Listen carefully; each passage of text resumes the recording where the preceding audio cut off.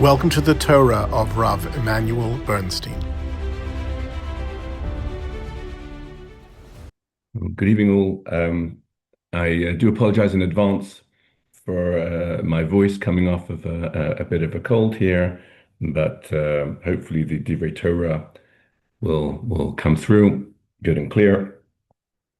But just before we begin the shir this evening, I wish to share a piece of Baruch Hashem good news. Our eldest son is engaged. So I still have my notes from the Monday night shir when I announced his birth. So it's a good way of keeping track of our family. But Baruch Hashem, to a girl from a young lady from originally from Russia, currently in Yerushalayim, and we should Mitzvah Hashem only hear and share good news from each other and with each other.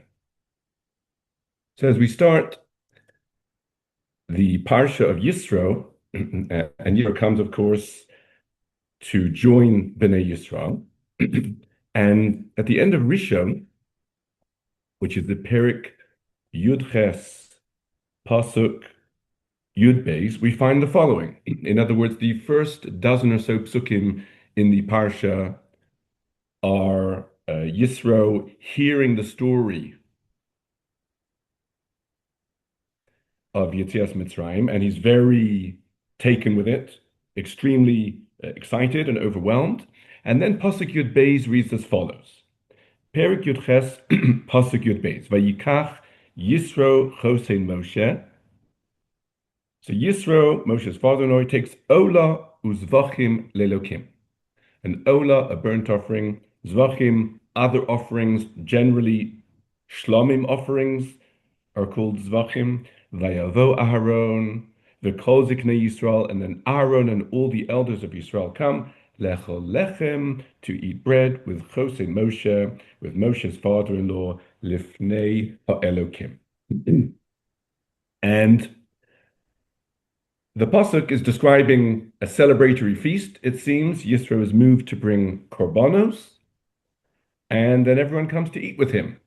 Everyone, it seems, except Moshe, because Moshe is not mentioned there.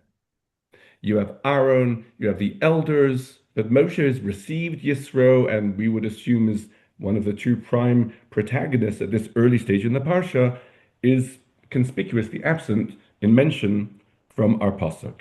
And Rashi comments on this, and Rashi says, "Umoshe eichon halach." Where did Moshe go? Alo hu sheyatza lekroso. He's the one that went out to meet Yisro in the first place. V'goram lo es kol hakavod. He's the one that accorded Yisro all of this honor. Ella, says Rashi, shaya omed u'mishamesh lifneihem. Moshe wasn't one of the participants of the feast only because he was serving everyone. So he isn't one of those that came to the feast. He's the host, and he's serving everyone. That's why he's not mentioned as those who sat around the feast. This is Rashi's explanation, and I think it's quite well known. So Rashi relatively early on in the Parsha. And yet, there's actually a question, an objection almost, that could be raised at this notion, and it is discussed by the Meshech Chochmah. As we know, Moshe has the status of Melech, the halachic status of Melech. It's not the full monarchy in the way that we will see with David HaMelech and so on. But we already say Vayihi B'Shur Melech, and that is a reference that, according to the Gemara, to Moshe. Now, what are the ramifications of that status? As we know, there are certain individuals that the Torah commands us to honor, and some of them have the option of waiving their honor. If one is meant to stand up when they come into the room, they're allowed to say, no need to stand up. For example, parents, and also Talmidei Chachamim. We say, Rav shemochal al kavodo, kvodo mochel. If he's mochel, and he forgoes his honor, it's acceptable. But melech shemachal al kavodo, ein kvodo machal. The king does not have the ability to forgo his honor. And one of the reasons why is because his honor is the honor of the Jewish people, and he doesn't have the right to forgo that. As such, there should be a halachic problem with Moshe attending to the people at the Su'udah, because Vayihi B'Shur Melech. It's an interesting shaila. And Meshech Chochmah gives an equally interesting answer. If indeed the source of the idea that Moshe has the status of a melech is from that pasuk Vayihi B'Shur Melech, which the Gemara says it is, how does that pasuk continue? Vayihi B'Shur Melech, there was a king in Yeshurun, Behis Asif Rashi Am, Yachad Shivtei Yisrael, when all of the heads and all of the tribes of the Jewish people are together. Meshech Chochmah understands that the balance of the pasuk, the end phrases, are qualifying and placing for us when is Moshe considered to be a king? When all of the Jewish people come together. And when did the Jewish people come together? The giving of the Torah is referred to in the Torah itself as Yom HaKahal, the day of the assembly, the day of the gathering together. It was the receiving of the Torah that bound the Jewish people together. That is a reference in the pasuk itself. Of course, we're familiar with Rashi that we encamped in this week's parsha. Ki ish echad belev echad vayichan sham Yisrael, as one person with one heart. All of this, the full unity of the Jewish people was allowed by the receiving of the Torah. It's the Torah that unifies the Jewish people. Na'aseh v'nishma amru ke'echad. As such, says Meshech Chochmah, we may have an answer to our question.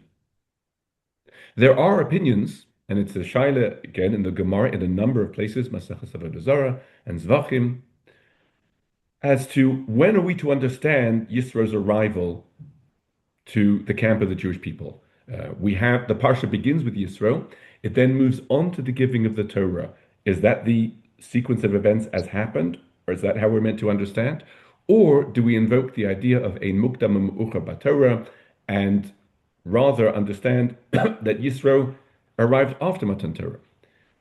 If we, and there are opinions in the Gemara on either side, if we adopt the opinion that Yisro indeed came before Matan Torah, says Meshech Chochmah, so then we will understand that our problem has been solved. Because before Matan Torah, before Yom HaKahal, Moshe doesn't yet have the status of Melech. We don't yet have Bis Asif Rosh Am Shiachat Shivtei Yisrael, and thus there was no problem with Moshe attending to those at the feast. So we've taken care of one side of the equation. However, there is an opinion that Yisro came after Matan Torah. If it came after Matan Torah, Moshe is already a Melech, and therefore our question is, why is Moshe not mentioned in the pasuk? Not so much where was he, but Aaron is mentioned and Moshe isn't. Why would that be? Is it because Moshe wasn't there? Says Meshech Chochmah, not necessarily. It could be there's another reason why Aaron is mentioned in the context of this feast and not Moshe. And to understand why, let us see what were the component parts of this feast. The beginning of the pasuk tells us, again pasuk Yud Beis, that Yisro brought korbanos, ola uzvachim. And yet the very next phrase in the pasuk, the second half of the pasuk, says that Aaron and the elders, they came le'echol lechem, to eat bread with Yisro. Now,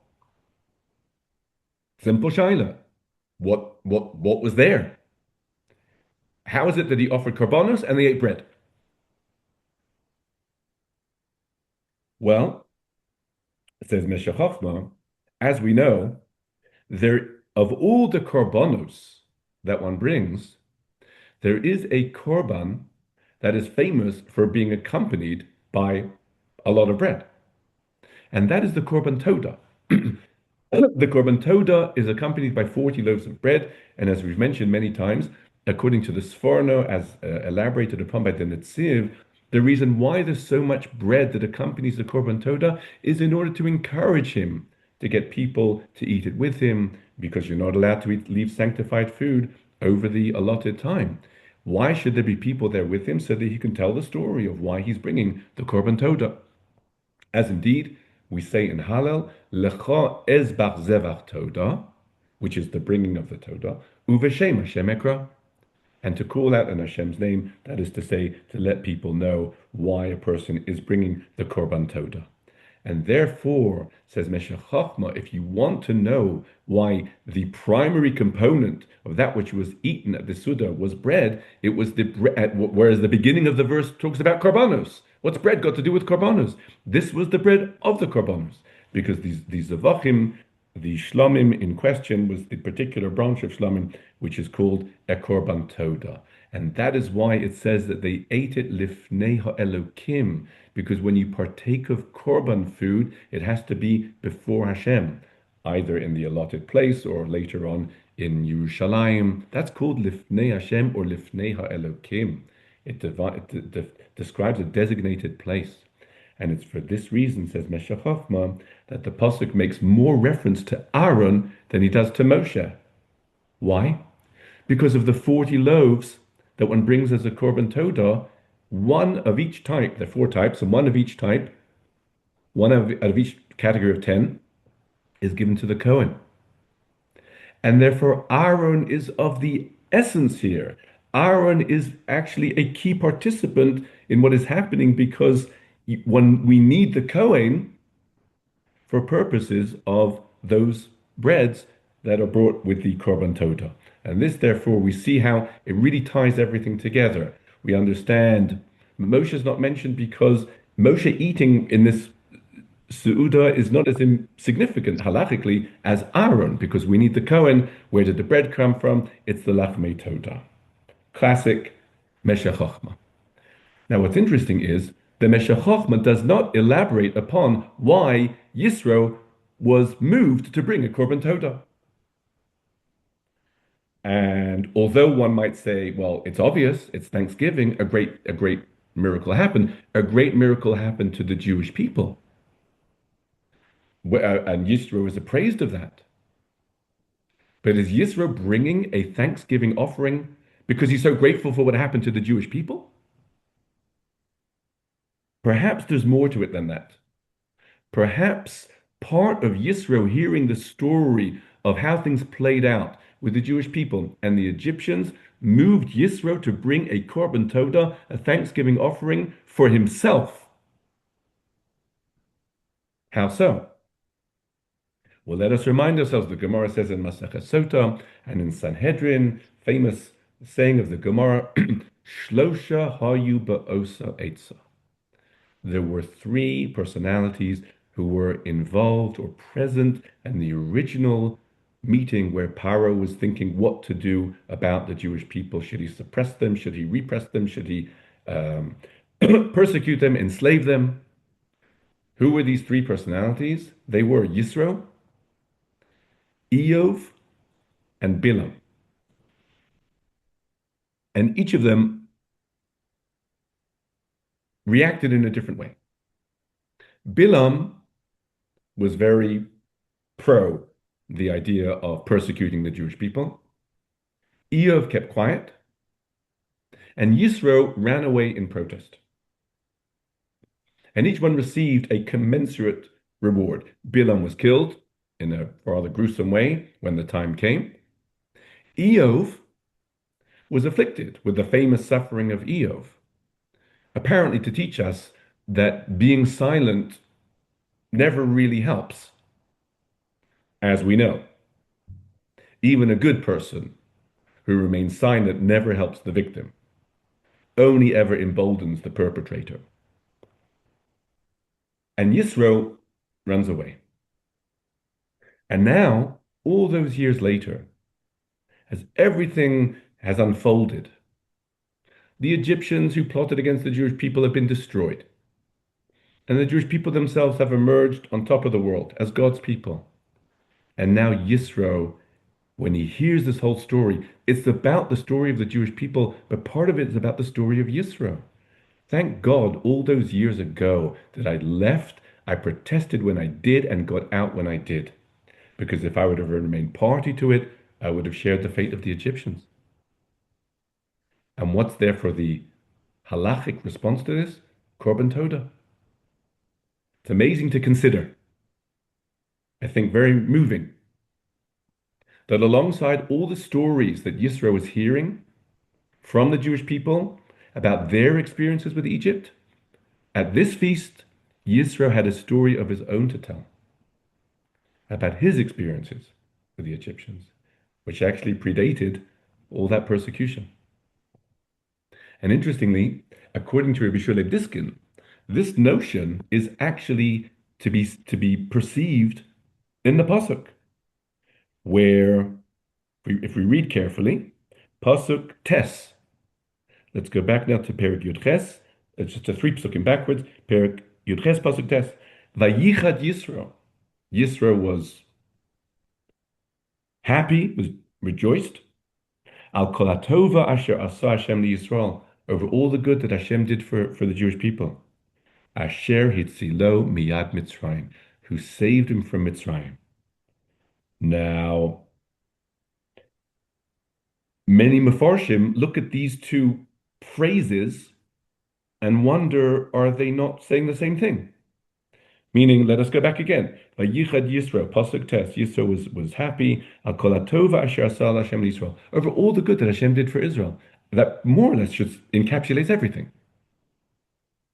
And then the pasuk concludes, Asher hitzilo miyad Mitzrayim, that Hashem saved hitzilo, him, it, from Mitzrayim. What's that adding to everything? It's very difficult to follow everything with anything because you've already said everything.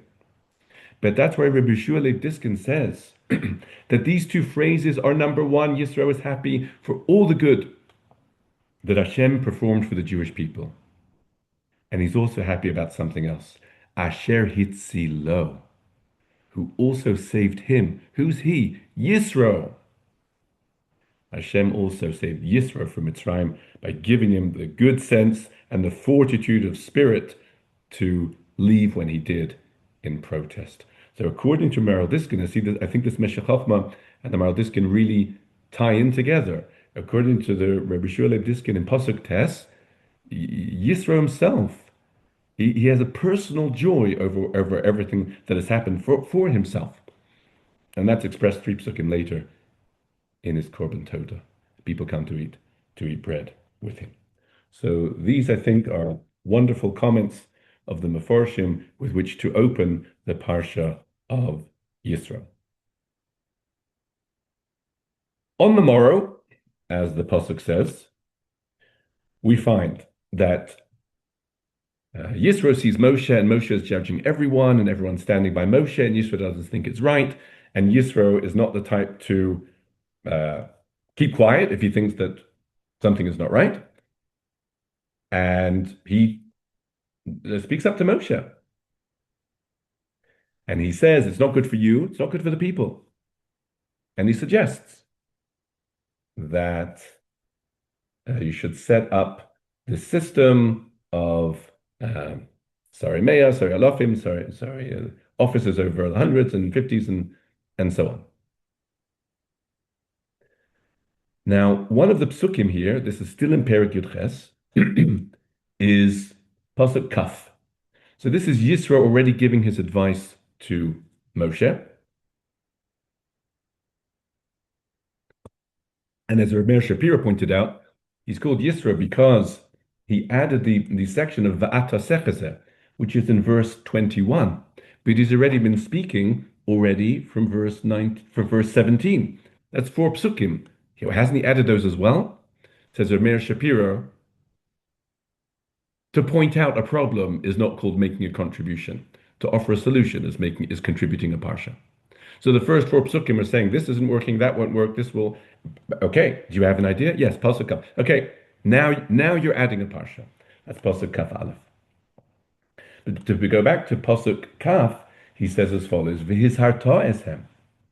You shall exhort the Jewish people, es hachukim es hatoros, the statutes and the Torahs, v'odat alehem, and make known to them, es haderech yelchu ba, the way in which they should go, es hama'aseh asher yasun, and the deeds that they should do. So a seemingly innocuous sounding pasuk, the way they should go, the things they should do. There is a very interesting drasha, exposition on this pasuk, on Yisro's words, and it's found a couple of times in the Gemara, in the end of Elul Metzias, second parak of Bamidbar, and also in Baba Kama Daf Kuf. And every word of Yisro is expounded as referring to another mitzvah or another area of Torah. For example, it says you should show them es haderech. It says the Gemara expounds. Haderech means zu gemilas chasodim. What's the next word? Yeilchu. That they should go. Zu bikur cholim. Another mitzvah, bikur cholim. So if we have gemilas chasodim, bikur cholim. Next, the next word is ba, zu kvura, burying the dead. Ve'es hamaseh, the deeds, the acts, ze'adin, that refers to justice, asher ya'asun, zu lifnim mishur sadin. That's going within the letter of the law. There's a whole program here coming out, being expounded from Yisro's words. He's a fountain of halacha. It's interesting, by the way, just to pay attention to the different mitzvahs that are seen as emanating from Yisro's words, particularly the word Yelchu is Bikur Cholim, is visiting the sick. That might sound very straightforward. How do you visit the sick if you don't go to him? He's not going to come to you. If he can, it's probably okay. And yet, questions have arisen closer to our time. The question was originally put to Rav Moshe Feinstein already back in whenever it would have been, the 50s or 60s. Is it possible to fulfill the mitzvah of Bikur Cholim via a phone call? Now, in the time the question was asked, a phone call would be the most technologically advanced way of contacting someone. Of course, in our time, the question could be updated with each new medium of communication, and then the answer would be updated. But the answer, I don't think, changes. It's just phrased in terms of newer technology. Because Rav Moshe Feinstein says, when you think about all the things that one does the mitzvah Bikur Cholim for, to see if the person needs anything, and to offer them moral support, and to daven for them, the phone will only tell you so much. And a phone call will do a lot, but it will only do so much for the person. But it's not the same as visiting them in person. We're still at the stage where you cannot substitute for an actual person. And therefore, says Rav Moshe, if you're in a different state and you can't get to them, and this is all that's available is a phone call, so there's room to say that this is your mitzvah of Bikur Cholim, 100%. But if you're in the neighborhood and you could visit and you call, that's not called Bikur Cholim. Certainly not in the full sense of the word. It doesn't substitute for that. For all these reasons, the moral support is not the same. Everyone appreciates someone actually taking the trouble to visit them. And how interesting it is that coming back to our pasuk, the word that leads us to the mitzvah of Bikur Cholim is the word Yelchu. You have to go. That's the mitzvah.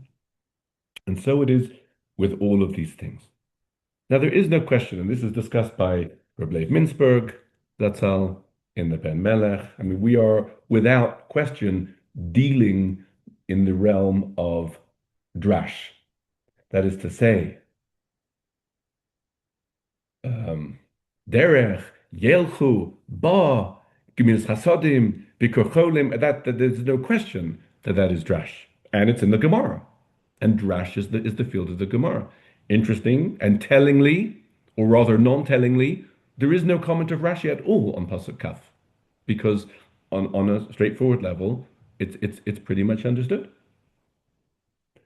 And yet, as he so often emphasizes. Says Rabbi Mintzberg, the drash is not the pshat, but if they come from the same word, there has to be something about the pshat that is then elaborated upon, amplified, or explicated to give us and to be more formulated within the terms of drash. And the question is, what is it about the pasuk that all these mitzvahs start coming out from? The answer, says the Ben Melech, is that Yisro intuits that keeping the Torah is called a derech. That's where it begins. The Jewish people have never yet received a mitzvah in a way that's called a derech. And what is a derech? It's a way. What is a mitzvah? A mitzvah is an act or a deed. There is a certain development when we come to realize that keeping the mitzvahs of the Torah is not just a series of acts, but it forms a way of doing things, a way of looking at things, a way of going about things. These are, they don't just punctuate the day, they define it. And that is a breakthrough idea from Yisro, or formulated by Yisro. And thus he says, and what should you teach them? It's haderech.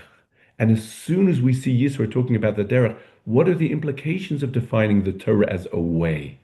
It means there's so many other things that one might not have associated necessarily with Torah in a formal way or in a direct way, which are now absolutely part of Torah. Aside from the general V'ahavta l'orecha kamocha, of course, as Rambam says. But in other words, once you say the Torah is a way, so then all of a sudden, there's so many situations in life, and there's a Torah way to act. Someone is in need, help them. Isn't that what isn't that what the way of the Torah is? To develop goodness within the person beyond the particular mitzvah that a person might be doing. And if a person is sick, visit them, help them. If a person needs other things, help them. And sometimes you need to act in accordance with the law, lif zedin, and sometimes you need to go lifnim mishuras hadin. And it's part of the way of Torah. So in other words, it's almost like in compact form. As soon as you say the word derech, yelchuba, so many possibilities open up. And the Gemara is attentive to this. And it starts to assign names and looks closer at what is derech, and what is yelchu, and what is ba. And this highlights an idea which is so important, of course. The notion that the laws of the Torah they're almost like points that we're meant to join them all together, and then a picture emerges. And the Torah doesn't always talk about any particular situation, but if you listen, it does. There's an interesting expression that we have in last week's parsha, in Mara. We spoke about Mara. Choku mishpat, v'sham nisahu. And there you have the pasuk, if you listen to Hashem, v'shamata chochukav, v'ha'azanta lemitzvosav.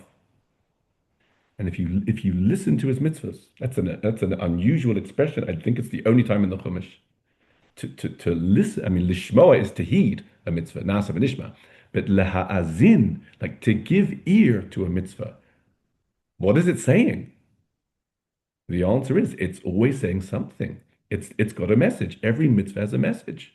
Some of them speak in a way that it's easier for us to tune into than others. But the full concept of Kabbalah Torah is keep the mitzvah and get the message. And then you're on the way. And then Torah for you is a way. And we're mindful of the comment of Reb Shlomo Zalman Auerbach. That's how we say it, that depending if you're in Eretz Yisrael, Chutz La'aretz, Nusach Sfarad, Ashkenaz, that if a person kol hashona halachos b'chol yom, muvtach lo shu ben olam haba. One who keeps halachas, learns halachas every day, reviews halachas. So he's a ben olam haba. What is the source? Halichos olam lo. And halichos are ways. Olam lo, the world is his. Says the Gemara, of course, as we know, al tikri halichos, El halachos. Read not ways, read halachos. Except why should we not read it the way that it's written? It says halichos. Why should we read it differently? But al tikri means notice the similarity between these words. And if you understand these associations, you get deeper understanding of the pasuk as it is written. See the, as Maral says in many places, see the connection between halichos and halachos. What does it mean? Halachos are laws, halichos are ways, but they both come from the idea of holech. When your halachos become halichos, when the laws chart a path for you in life, so then you're on a good path. That's a ben olam haba, and that's called shona halachos. Review the halachos. Be sure to be attentive to them, and see very often they have a lot to say beyond the particular mitzvah that you're involved in. And just before we move on to other matters, hard to leave Parshas Yisro without mentioning the classic example, which Rashi himself points out. The end of the parsha, the halacha states, "V'lo sale b'malus hamizbechi." You shouldn't go up to steps on the mizbeach. It should be a ramp. Why? It's considered immodest.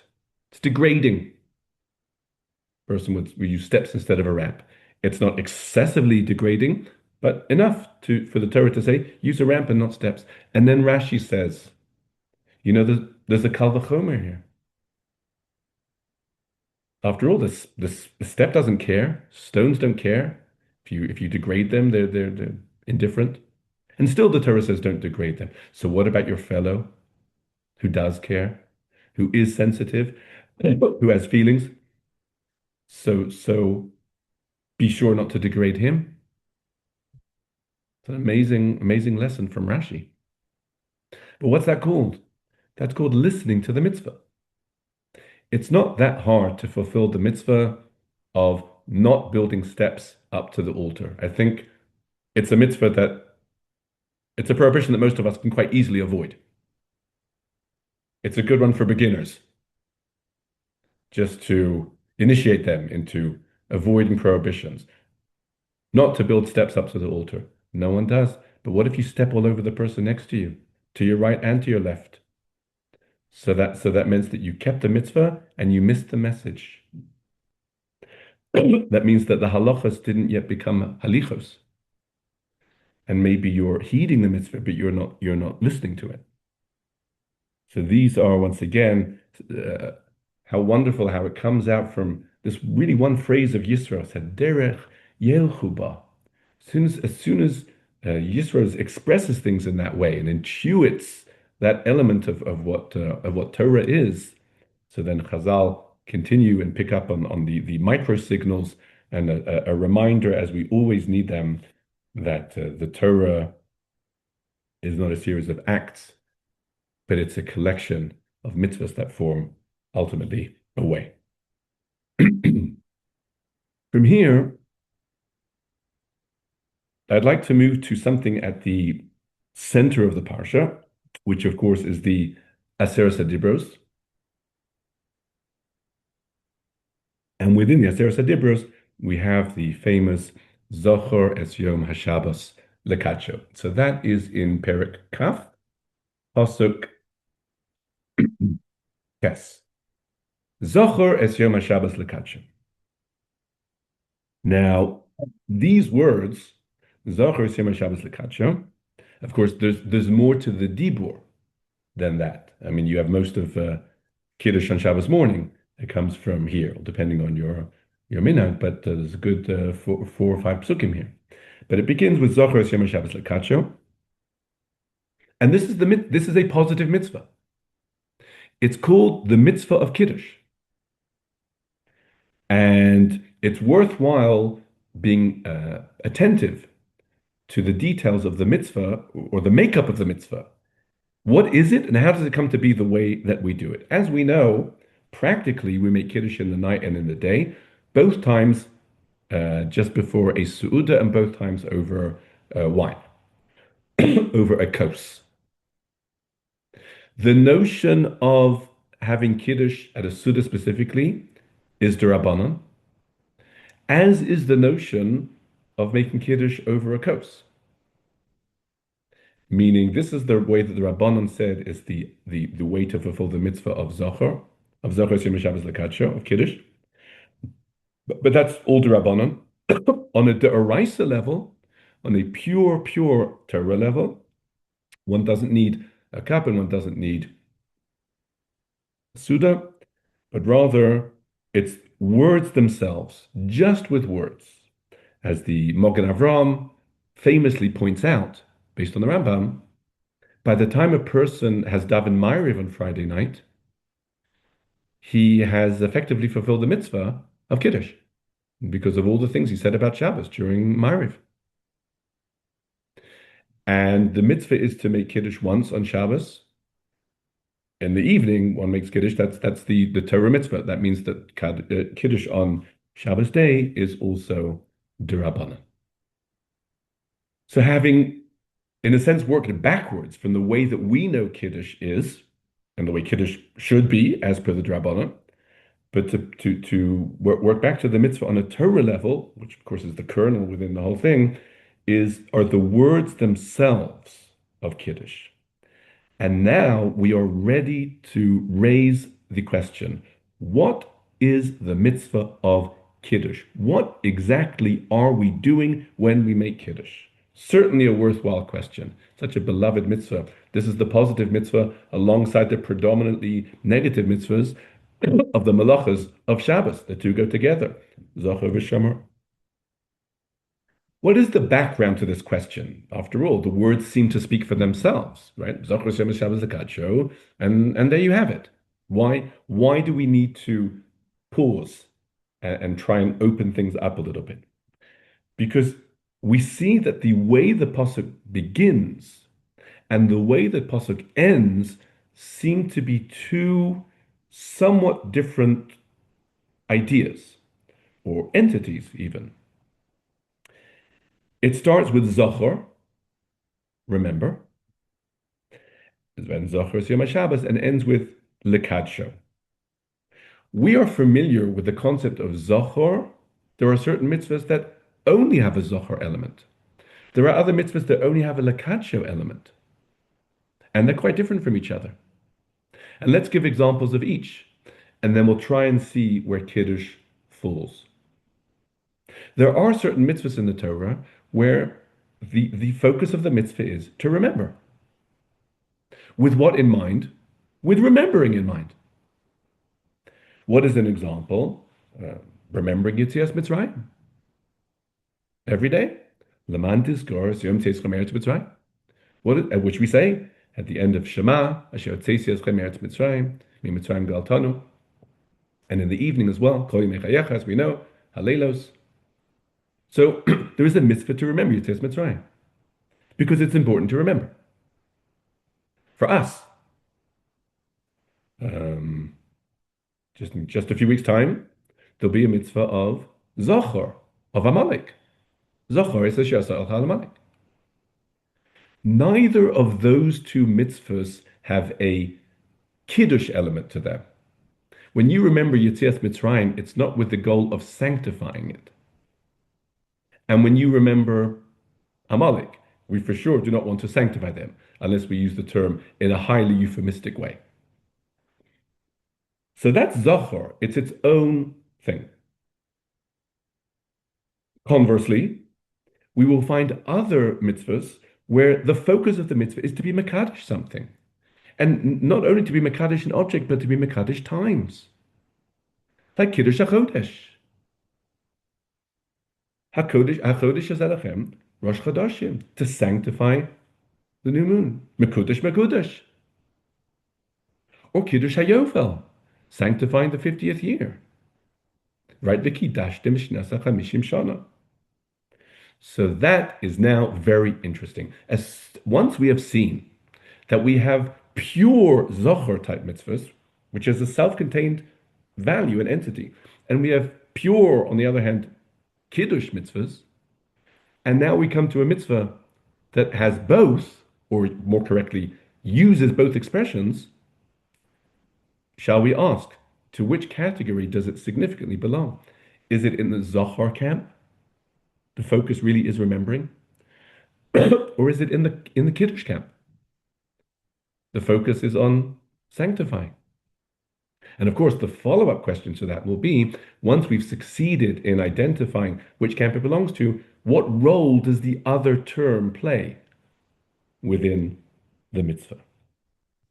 But let us begin, and as we will see, this matter seems to be the basis of two different views between Rishonim, Rambam and Ramban.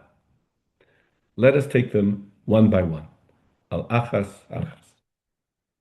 The Rambam in Hilchos Shabbos, in Perek Kaftes, says as follows. Perek Kaftes, Pasuk Aleph of Hilchos Shabbos. Mitzvah saseh min Torah. It's a positive mitzvah, lekadish Yom Shabbos b'dvarim, to be kiddush b'dvarim. Shene'emar, Zocher es Yom Shabbos lekadsho. The source is our pasuk. And what does it mean? Kilomar, as if to say, says Rambam, Zochrehu zechiras shevach v'kiddush. Remember it, a remembrance of praise and of holiness.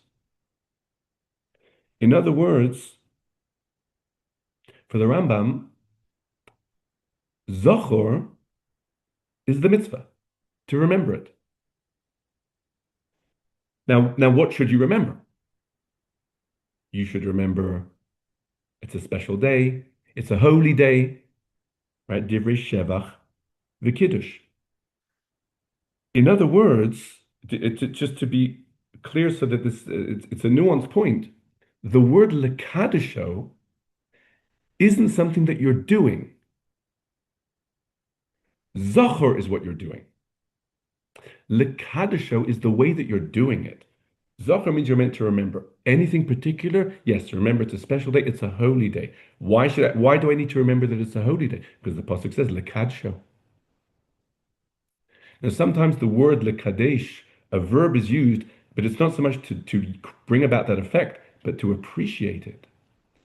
Like we say in Ashrei to Hashem, Aromimcha Elokai HaMelech, which literally sounds like we're saying to Hashem, we will elevate Hashem.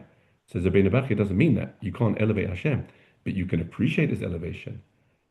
So the verb is liromem, but it means to appreciate it. So lekadjo means appreciate the kedusha of Shabbos and talk about it through Zohar. And this is borne out, this idea that it's really soundly in the remembering camp, Kiddush. By a comment of the Rambam elsewhere, it's a famous opening. It's a Seder night, where the Rambam says it's a Torah mitzvah to speak about the miracles, everything Hashem did on Seder night. Shene'emar, as the pasuk says, Zachor es hayom hazeh asher yitzasa miMitzrayim. Remember this day that you came out of Mitzrayim, which according to the Rambam is a source for telling the story on Seder night. Kumo shene'emar Zachor es Yom HaShabbos. Just like it says Zachor es Yom HaShabbos.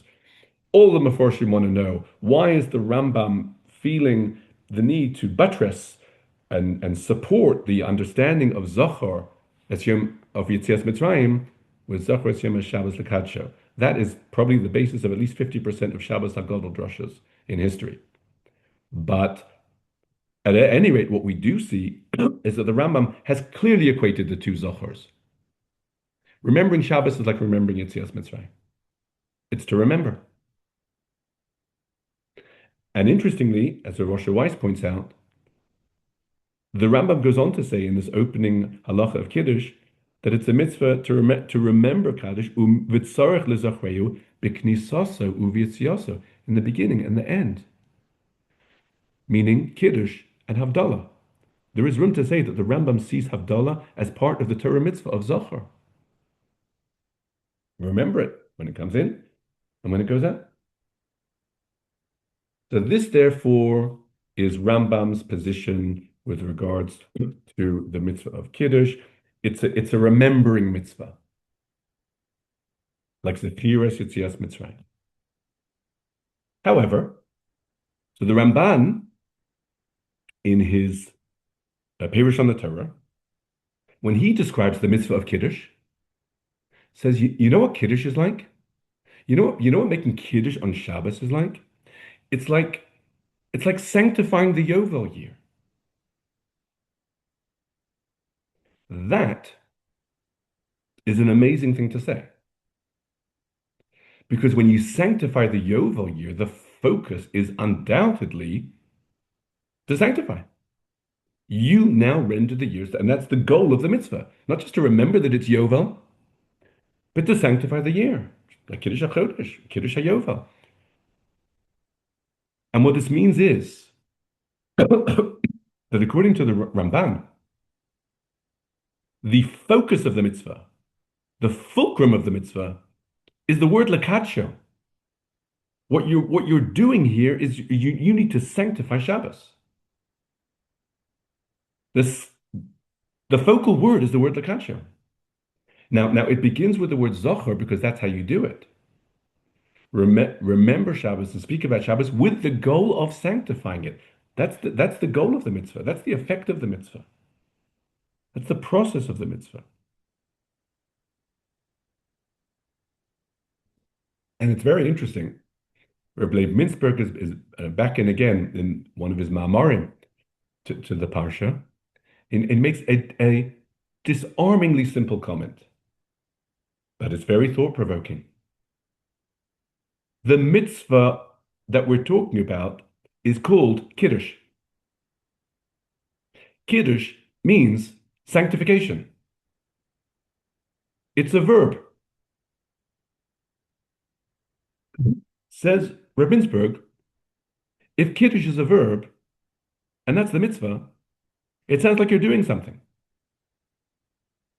Because if it's to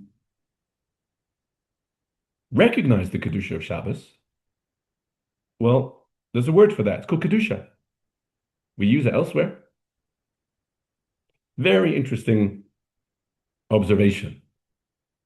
What could we take more for granted than the fact that it's called Kiddush? Kiddush is practically an English word by now. But if you think about it, Kiddush means you are sanctifying. There's just one question. What exactly are you sanctifying and what are you doing? And the background to the question is the Kedusha of Shabbos comes ready bestowed by Hashem. It's not like Yom Tov, where Beis Din give the Kedusha to the Yom Tov, where the Jewish people give the Kedusha to the Yom Tov. As we say in the conclusion of the Yom Tov blessing, Hashem is Mekadesh Yisrael v'Hazmanim. Because he's, as the Gemara says in the 7th parak of Brachos, he's Mekadesh the Jewish people, he's Mekadesh Yisrael, and Yisrael is Mekadesh the Zmanim. But we don't say that Hashem is Mekadesh Yisrael v'Hashabbos. We say Hashem is Mekadesh HaShabbos.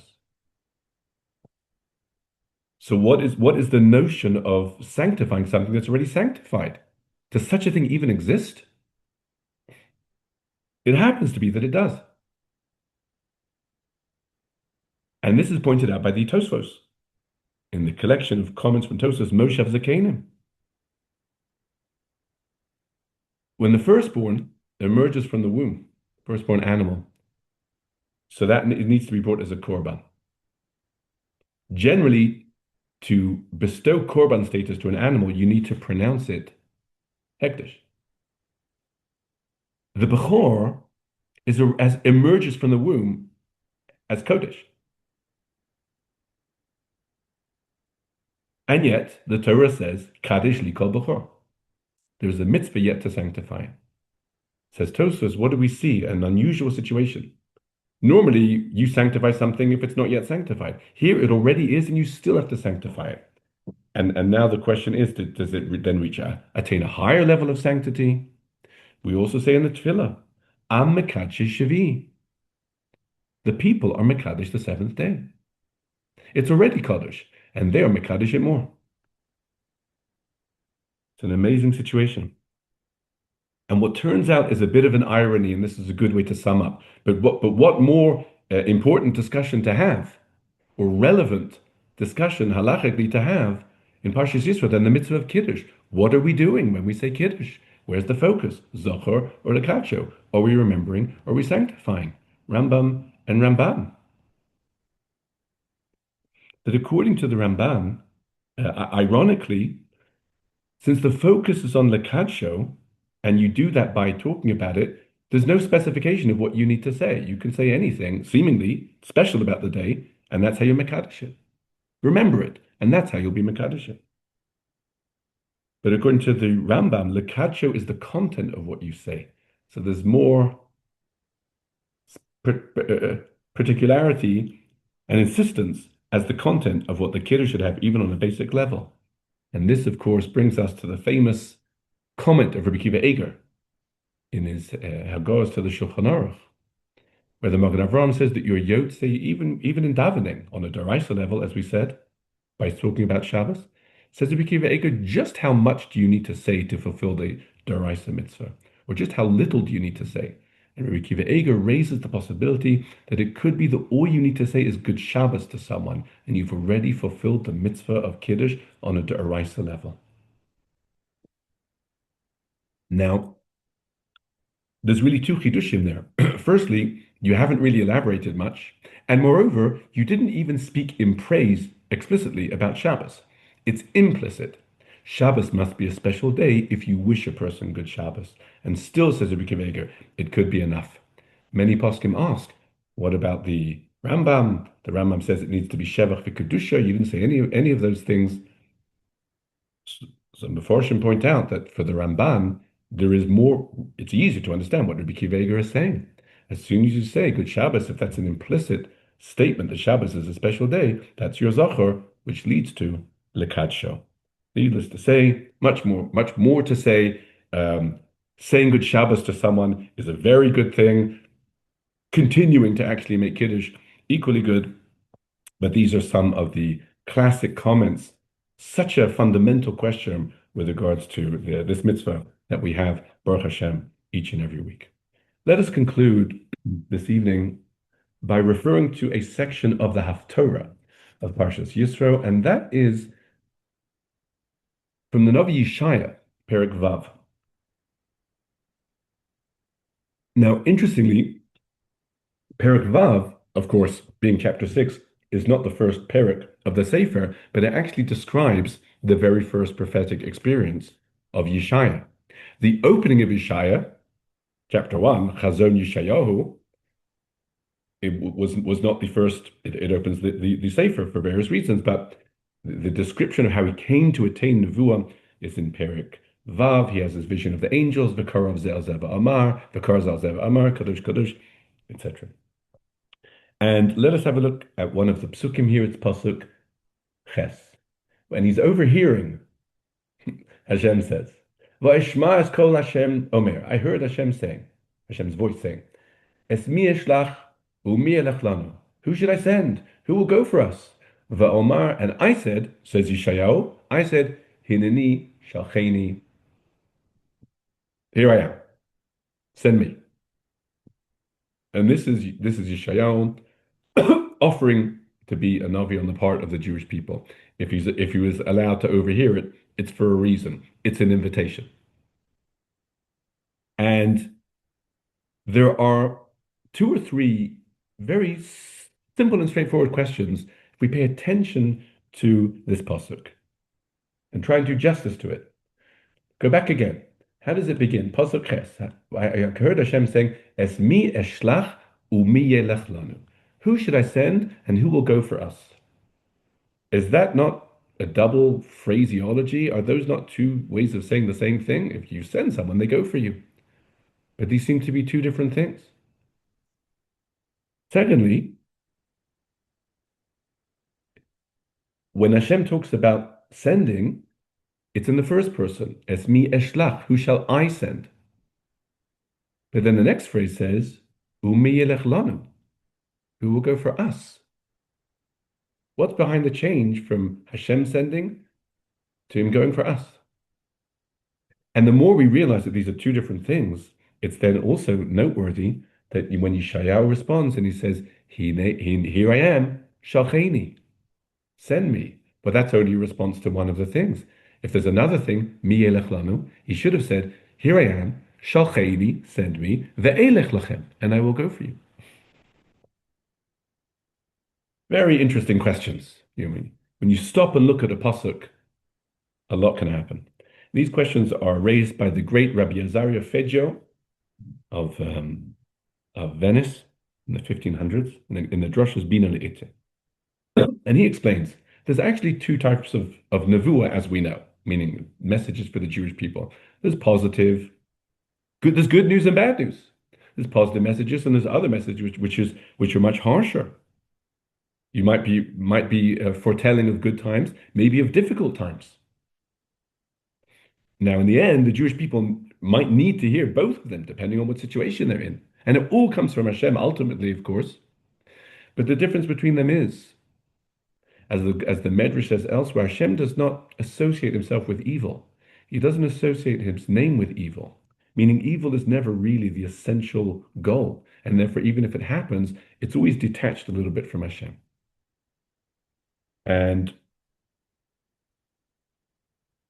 by the same token, the concept of the heavenly tribunal, Bezdin Shalmala, which is din, often has a much more judicious aspect to it. It often reflects the strict letter of the law. Putting it all together, says Rabbi Zaria Feggio, what Hashem is saying is, I need a Navi. And the Navi will be called upon to do two things. One of them is called Eshlach. And why is that called Shlichus? Because Shlucho Shel Adam Kamosa. If you are categorized as someone's Shaliach, it's like you represent them and identify with them. But it's in the first person, because this is Hashem for the mercy of Hashem that might be in spite of what the heavenly tribunal decrees al pi din. So that's called shlichus. Eshlach, Hashem alone sends this person, and the Navi is the shaliach of Hashem for good news. And Hashem associates himself intimately with good news. So therefore, the prophet is called his shaliach. Absolutely. But there's another type of message that may need to be. Maybe it's bad news. Maybe the people need chastising, or even to be told of calamity. Is that also shlichus? Not fully. What's that called? Yelech lanu. Going for us. Who is us? The Bezdin Shel Mala. This is din. But that's not called shliach anymore, because Hashem doesn't identify with this. Shouldn't have to happen. It is a necessary, but it shouldn't be there. It's a contingency nevuah. These are the two ideas. Who shall I send? Who shall go for us? And what does Yeshayahu says? Hineni, shacheni. He only says shacheni. What does Yeshayahu mean? I don't want to be a prophet for bad news. I don't want to go for the best in Shalmala to speak on their behalf, but not identify with them. Shalcheni means I only want the type of nevuah that is directly coming from Hashem, and I will be as shaliach because I want to say good things to the Jewish people. I want to tell them about happier times and give them encouraging news. That's what's behind the pasuk. Of course, the balance of the Haftarah is that sometimes in order to get to the good news, there's things that need to be fixed. And that can be a rough road sometimes. And as the Haftarah goes on, it's a harsh message for the Jewish people. But Yeshayahu is on record as saying, which of course every Navi, that's what does he want if not to prophesy good things for the Jewish people? And so, as much as the Sefer Yeshayahu opens with Chazon Yeshayahu, one of the prophecies that he would prefer not to have given, but you have to open that way, because if there's problems, they need to be fixed. But when they are, all the positive prophecies are waiting of Yeshayahu as the Shaliach of HaKadosh Baruch Hu, things of the Yeshuas and the Chemos, which he tells in the balance of the Sefer, which we hope to see fulfilled. B'mehera b'yameinu. Amen.